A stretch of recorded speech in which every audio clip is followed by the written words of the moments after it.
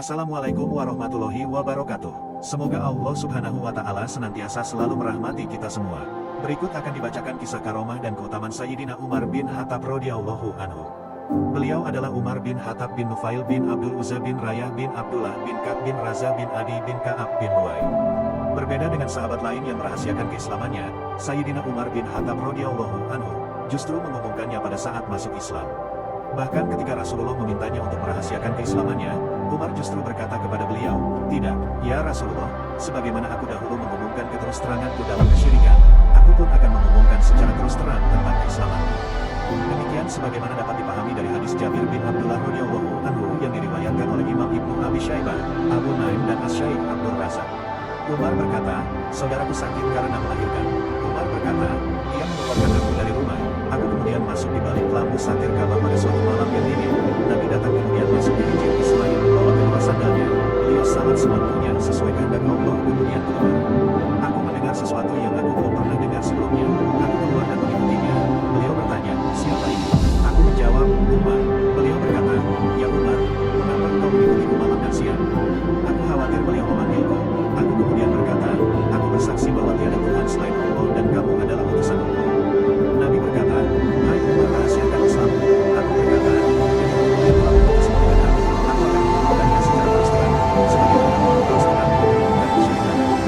Beliau mendapatkan keistimewaan dari Allah Subhanahu wa Ta'ala dengan menjadikan mulut, lisan, dan hatinya berkata benar, sebagaimana hadis Abu Hurairah, riwayat Ahmad, Hakim, Ibnu Hibban, Ibnu Abi Syaibah, dan hadis Abdullah bin Umar radhiyallahu anhu, riwayat Imam Turmuzi dan Tabrani.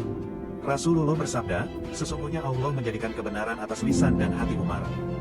Sebagaimana sahabat Abu Bakar As-Siddiq, beliau juga mendapatkan gelar Al-Faruq. Sesungguhnya Allah telah menjadikan kebenaran atas mulut, lisan, dan hati Umar.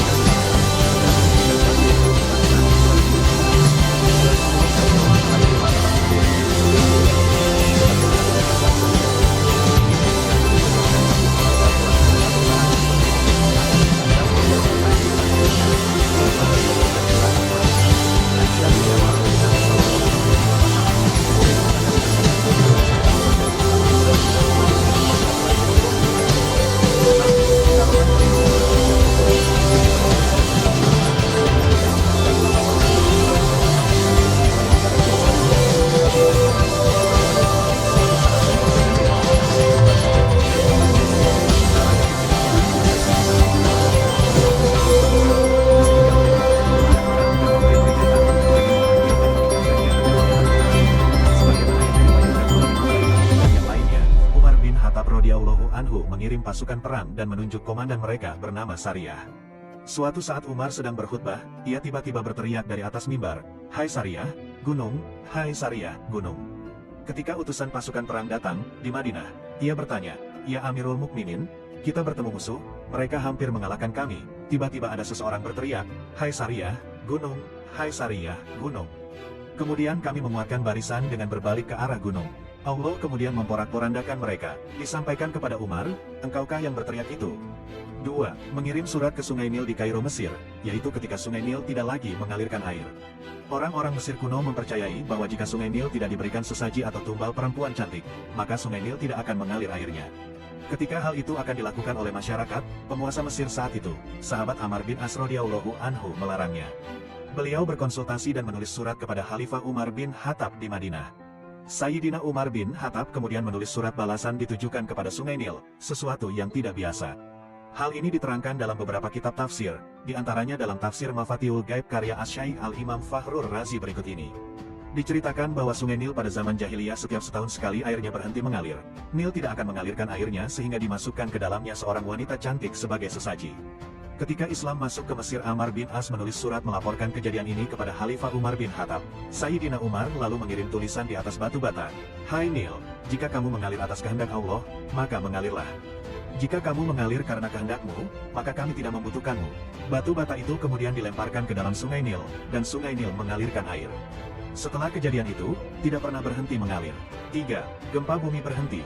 Ketika beliau memukulkan tongkat seraya berkata, "Diamlah," maka seketika itu bumi menjadi diam dan tenang. Gempa bumi terjadi di Madinah Al-Munawwaroh. Sayyidina Umar lalu memukulkan sebuah batu ke bumi sambil berkata, "Diamlah kamu atas izin Allah." Bumi lalu berhenti dan tenang. Setelah itu Madinah tidak pernah terjadi gempa. 4. Kebakaran padam karena tulisan beliau di atas batu bata, sebagaimana bisa dipahami dari keterangan berikut. Kebakaran terjadi di rumah-rumah penduduk Madinah Al-Munawwaroh. Sayyidina Umar lalu menulis di atas batu bata, "Hai api, tenanglah atas izin Allah." Tulisan itu dilempar ke tengah-tengah api, lalu api itu padam seketika. 5. Dijaga dua harimau. Seorang utusan Raja Romawi datang menemui Sayyidina Umar bin Khattab. Utusan itu menemukan Umar bin Khattab sedang tertidur pulas sendirian di tengah padang pasir.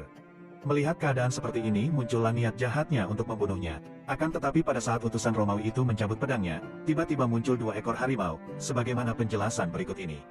Diceritakan seorang utusan Raja Romawi datang kepada Sayyidina Umar bin Khattab. Ia mencari tempat tinggal Umar. Utusan itu mengira rumahnya seperti istana para raja. Para sahabat yang ditemui utusan itu menjawab, "Tidak seperti itu rumahnya, ia ada di padang pasir sedang membuat bata." Ketika utusan itu sampai di padang pasir, ia menemukan Sayyidina Umar meletakkan pedangnya di bawah kepalanya, sedang tertidur pulas di atas pasir. Utusan itu tertegun, dan bergumam, seorang yang begitu dikenal di belahan timur dan barat, ditakuti oleh semua orang, tetapi orang ini sangat bersahaja. Utusan itu lalu berucap, "Aku menemukannya sendirian, akan kubunuh dia dan aku akan terbebas dari dakwaan orang-orang." Ketika ia mencabut pedangnya, Allah memunculkan dua harimau dari perut bumi, mendekati utusan itu. Utusan itu ketakutan dan jatuhlah pedangnya. Sayyidina Umar terbangun dari tidurnya, ia tidak mengetahui apa yang terjadi, maka ia bertanya kepada utusan itu perihal yang terjadi. Utusan itu menceritakan kepadanya, kemudian ia masuk Islam. 6. Karomah Sayyidina Umar yang lain. Beliau pernah bertanya kepada seseorang tentang asal-usulnya, namun jawabannya nyeleneh, sehingga beliau berkata, "Kembalilah kamu ke rumahmu, rumah dan keluargamu telah terbakar." Demikian sebagaimana dituturkan dalam riwayat yang disampaikan oleh Imam Malik dari Yahya bin Said berikut ini. Umar bin Khattab bertanya kepada seorang laki-laki, "Siapa namamu?" Laki-laki itu menjawab, "Bara." Tanya Umar, "Anak siapa?"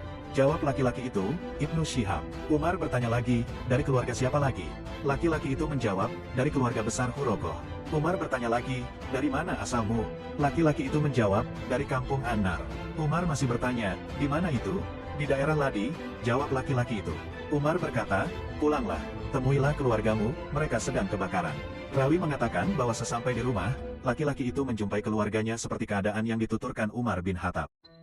7. Ibnu Abi Dunya meriwayatkan, bab tentang kubur, bahwa ketika Umar bin Khattab radhiyallahu anhu melewati pemakaman Baqi di Madinah, beliau mengucapkan salam, "Semoga keselamatan dilimpahkan padamu, wahai para penghuni kubur. Aku kabarkan bahwa istri kalian sudah menikah lagi, rumah kalian sudah ditempati, kekayaan kalian sudah dibagi." Kemudian ada suara tanpa rupa menyahut, "Hai Umar bin Khattab, aku kabarkan juga bahwa kami telah mendapatkan balasan atas kewajiban yang telah kami lakukan, keuntungan atas harta yang telah kami dermakan, dan penyesalan atas kebaikan yang kami tinggalkan." Yahya bin Ayub al-Hazai menceritakan bahwa Umar bin Khattab mendatangi makam seorang pemuda lalu memanggilnya, "Hai Fulan." Dan orang yang takut akan saat menghadap Tuhannya, akan mendapat dua surga. Dari dalam kubur pemuda itu, terdengar suara, "Hai Umar, Tuhanku telah memberikan dua surga itu kepadaku dua kali di dalam surga." Riwayat Ibnu As-Sakir. 8. Al-Taj Al-Subki mengemukakan salah satu karamah Khalifah Umar bin Khattab radhiyallahu anhu sebagaimana dalam sabda Nabi yang berbunyi, "Di antara umat-umat sebelum kalian, ada orang-orang yang menjadi legenda. Jika orang seperti itu ada di antara umatku, dialah Umar." 9. Imam Al-Haramain menceritakan karamah Khalifah Umar lainnya. Umar pernah memimpin suatu pasukan ke Syam. Kemudian ada sekelompok orang menghalanginya, sehingga Umar berpaling darinya.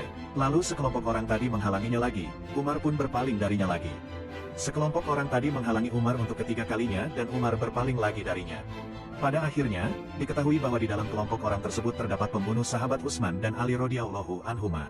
10. Dalam kitab Riyad Al-Shalihin, Imam Nawawi mengemukakan bahwa Abdullah bin Umar radhiyallahu anhu berkata, "Setiap kali Umar mengatakan sesuatu yang menurut prasangkaku begini, pasti prasangkanya itu yang benar."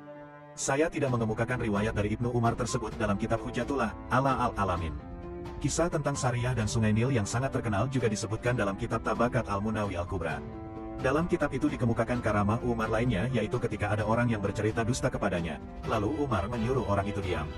Orang itu bercerita lagi kepada Umar, lalu Umar menyuruhnya diam. Kemudian orang itu berkata, "Setiap kali aku berdusta kepadamu, niscaya engkau menyuruhku diam." 11. Tersebutlah seorang warga yang sedang sakit. Sayyidina Umar bin Khattab dan beberapa sahabat menjenguknya. Sesampainya di rumah si sakit, Umar mengucap salam, sapa, dan sedikit bertanya. Tak lama setelah itu, Umar meletakkan tangannya di tubuh si sakit seraya membacakan surat Al-Fatihah. Sesaat setelah Umar menyelesaikan bacaan, orang tersebut berdiri dengan sigap, seolah-olah baru terlepas dari suatu ikatan dan tidak mengalami gangguan sedikitpun, tutur Dr. Umar Abdul Kafi dalam buku Al-Wa'dul Haq. Waktu berlalu, Sayyidina Umar bin Khattab meninggal dunia. Warga tersebut kembali sakit. Lalu ada salah satu sahabat Umar yang menjenguk seraya melakukan apa yang pernah dilakukan Umar kepada si sakit. Dia letakkan tangan di badan si sakit, membaca surat Al-Fatihah, lantas bertanya, "Bagaimana keadaanmu?" "Aku masih merasa sakit, tiada perubahan sedikit pun," ujar si sakit. Tunai mendengarkan penuturan si sakit, sahabatnya Umar bin Khattab segera bergegas pergi. Hatinya pedih, lantas bertanya kepada dirinya sendiri, di manakah tangan kita dibanding tangan Umar? Di manakah kualitas bacaan kita dibanding bacaan Umar? Bagaimana kualitas hati kita dibanding kualitas hati Umar? 12. Diriwayatkan dari Said bin Al-Musayyib bahwa Abu Hurairah berkata, ketika kami berada di sisi Rasulullah Shallallahu Alaihi Wasallam, beliau bersabda, "Sewaktu tidur aku bermimpi seolah-olah aku sedang berada di surga. Kemudian aku melihat seorang wanita sedang berwudu di sebuah istana, maka aku pun bertanya, milik siapakah istana ini?" Wanita-wanita yang ada di sana menjawab, "Milik Umar." Lalu aku teringat dengan kecemburuan Umar, aku pun menjauhi istana itu. Umar radhiyallahu anhu menangis dan berkata, "Mana mungkin aku akan cemburu kepadamu wahai Rasulullah." 13. Dalam sebuah hadisnya Rasulullah pernah mengabarkan betapa luasnya pengaruh Islam di masa Umar bin Khattab radhiyallahu anhu. Beliau bersabda, "Aku bermimpi sedang mengulurkan timba ke dalam sebuah sumur yang ditarik dengan penggerek. Datanglah Abu Bakar mengambil air dari sumur tersebut 1 atau 2 timba dan dia terlihat begitu lemah menarik timba tersebut.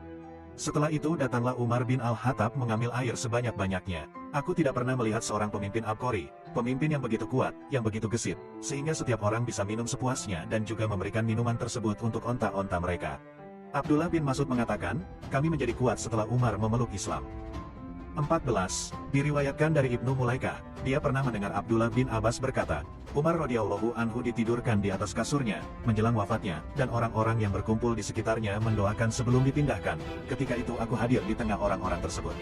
Aku terkejut tatkala seseorang memegang kedua pundakku dan ternyata ia adalah Ali bin Abi Thalib. Kemudian Ali berkata, Ali kemudian memuji dan mendoakan Umar seperti orang-orang lainnya, engkau tidak pernah meninggalkan seseorang yang dapat menyamai dirimu dan apa yang telah engkau lakukan. Aku berharap bisa menjadi sepertimu tatkala menghadap Allah Subhanahu wa Ta'ala. Demi Allah, aku sangat yakin bahwa Allah akan mengumpulkanmu bersama 2 orang sahabatmu, Rasulullah dan Abu Bakar.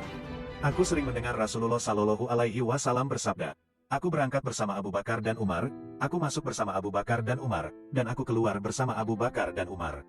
15. Diriwayatkan dari Abu Hurairah radhiyallahu anhu, Rasulullah Shallallahu Alaihi Wasallam bersabda, sesungguhnya di antara orang-orang sebelum kalian terdapat sejumlah manusia yang mendapat ilham. Apabila salah seorang umatku mendapatkannya, maka Umarlah orangnya. Zakaria bin Abi Zaidah menambahkan dari saat dari Abi Salamah dari Abu Hurairah, dia berkata, Rasulullah bersabda, sesungguhnya orang-orang sebelum kalian dari Bani Israel ada yang diberikan ilham walaupun mereka bukan nabi. Jika salah seorang dari umatku mendapatkannya, maka Umarlah orangnya. 16. Dari Aisyah, Rasulullah Shallallahu Alaihi Wasallam bersabda, sesungguhnya setan lari ketakutan jika bertemu Umar. Rasulullah bersabda, umatku yang paling penyayang adalah Abu Bakar dan yang paling tegas dalam menegakkan agama Allah adalah Umar. Hadis riwayat Tirmidzi dalam Al-Manaqib, hadis nomor 3791.